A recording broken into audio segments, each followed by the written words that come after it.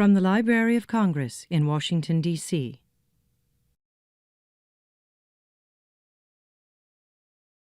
Laila Enayat-Seraj, a person from my past, a wonderful woman that I met many years ago on the campus at American University.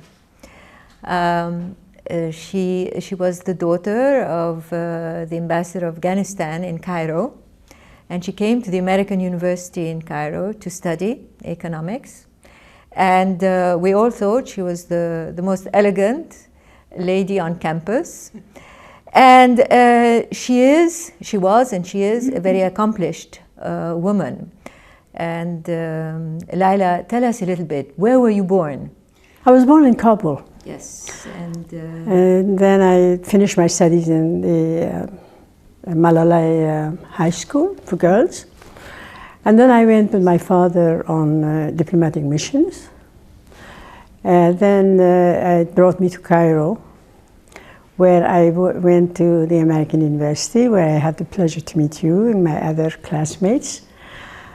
From Cairo, I went to America to continue, since my father went back to Afghanistan.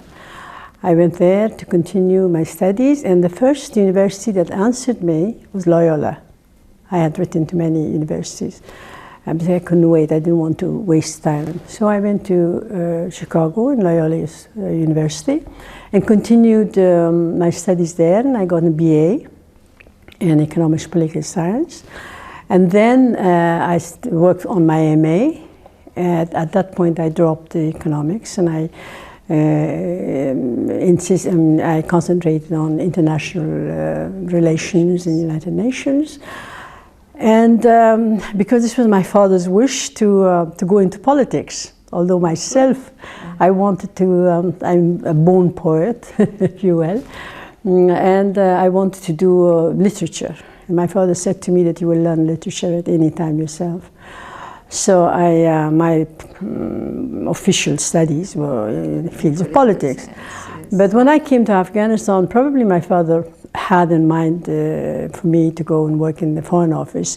That never worked out, because then the revolution came. Not quite revolution, but the White Revolution, as they called it, during Prince Dawood's coup d'etat. So you spent after your MA, and when you returned to Afghanistan, how long did you stay in Afghanistan? 2 years. 2 years. Mm-hmm.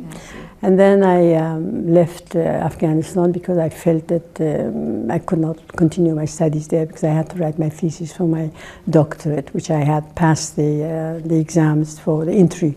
For, what do you call it, entrance? Your entrance exam. Yeah, examination for doctorate. But I could not find material, so I thought I'd go out somewhere in Europe or America. And I sat for an examination of Fulbright, for which I did pass, and I was awarded the grant. But unfortunately, and you were still in Afghanistan at that time. In Kabul, yeah. The grant, exactly, Fulbright grant, yeah. In Afghanistan. And that would have been a fantastic thing. That's exactly what I wanted, to go out and work again in some American school for my doctorate.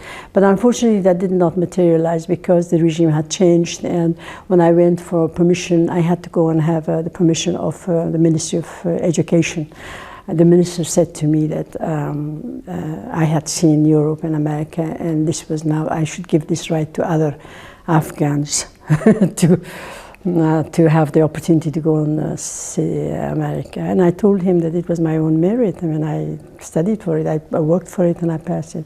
So unfortunately, I was not granted. The Fulbright said to me, the office of Fulbright in Kabul, they were distressed about it, but they said they couldn't do anything, because the government had to accept it, approve of it. Then the first opportunity that arose that we could buy a passport, I bought a passport for Switzerland, and I left Afghanistan with a suitcase of 20 kilos, summer clothes. Had the Soviet... No, Soviet had not come yet, no. It was just pre-Soviet, yes. Yeah. But you could feel it. You could feel that everything was very stringent, very... Then I chose to go to Switzerland, because my brother was working in Switzerland at that time, and I thought I'd go for a while, and then maybe the situation will improve and we'll come back. I never thought that would be the last time that I'd see my country.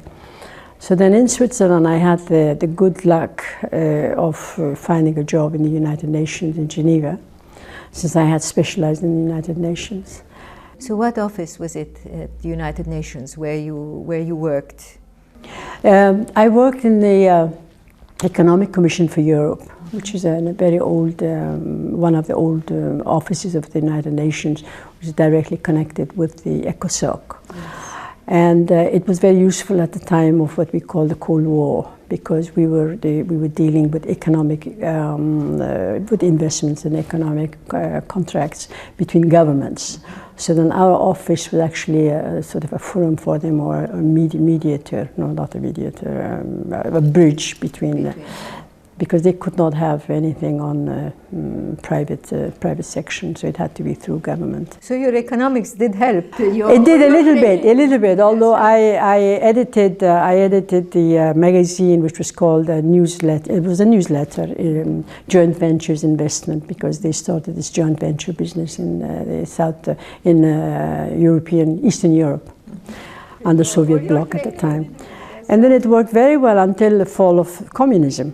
But still, then I was sent to, I was sort of put, I had signed up for many missions, peace missions, because I thought at least I will also contribute something to the peace work of the United Nations around the world. And since I was permanent staff member of the United Nations.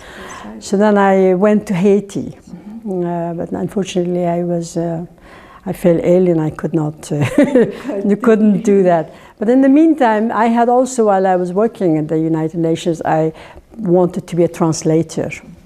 So I passed the exam with Cambridge. I passed the exam. And you speak several languages? Yeah. Which languages? Well, you're fluent in English. English, French, Arabic I studied, which I never managed to speak. And Persian as well? Persian is my mother tongue, and a little bit Pashto, which is also our national language. And I know a little German, because when I was in Prague, I refused to learn Czech language, so I learned English, German. And that helped me in Cairo, because there were quite a few of my classmates that spoke German. So we used to practice our German. Yes. And so then what the most important thing that I did was that, of course, I got a degree from Cambridge, which is a degree in literature. So you went back to your passion. And because I wanted to learn, I wanted to translate work, art of Afghanistan, literature and poems of Persian poems. So and tell art. us about this wonderful translations that you've done of Afghani poetesses. As it happened, the UNESCO had a kind of, well, no, the United Nations actually designated year 2000 as the year of women. Since I'm also a defender of women, and I've worked a lot, dedicated a lot of my time to the defense of Afghan women, not only for political rights, but also other rights and literature as well. So then UNESCO was celebrating that year, and they had asked me to translate poems by Afghan poet women, which I did, and I'm very happy that it came out as a really very good work, because it was the first time that anyone had taken the initiative to translate our poetry into a European language. And your poetry goes back 1,000 years. Exactly. The very first poet, Afghan woman, it was an Afghan princess from Balkh, Rabia Balkhi, who was contemporary of Rudaki, who was the first male poet of the Persian language. So I translated her poems, and then also contemporary poets, about 20 Afghan poets. And we compiled this, and this anthology exists. It's called The Hidden Face of Afghan Women. And the idea for me was that I wanted to show the positive side of Afghan women and Afghan women's contribution to our heritage, cultural heritage. And this is translated into French as well, and I did the English translation. So that's the... And you're a multifaceted artist. I know that you were interested in dancing as well. Tell me the lovely story of the dance of Khachaturian that you did in Cairo. Yes. Well, it was a student's dance, yes. A student's class, and I was very, very interested in it. And my teacher, who was a Russian immigrant, liked me very, very much. She said that I did not know I didn't have good technique because I hadn't done enough years. I hadn't devoted to the technical aspect of it, but I had natural grace, that's what she used to say.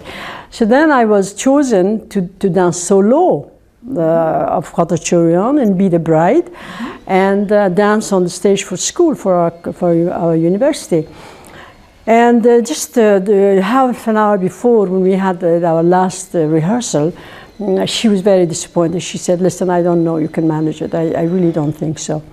But then as I entered the scene, and the applause of the audience really transported me, I had this feeling of extraordinary feeling of actually flying. So I didn't realize whether I was doing good or bad, but apparently it turned out to be very successful. I know it was you had rave reviews and you're absolutely dashing. But thank you so much, Laila, for having shared a little bit of your life and your achievements with us. And I wish you all the best. I know that you will be doing wonderful things in the future. And I was again so happy to see you again after all those years. Thank you. This has been a presentation of the Library of Congress. Visit us at loc.gov.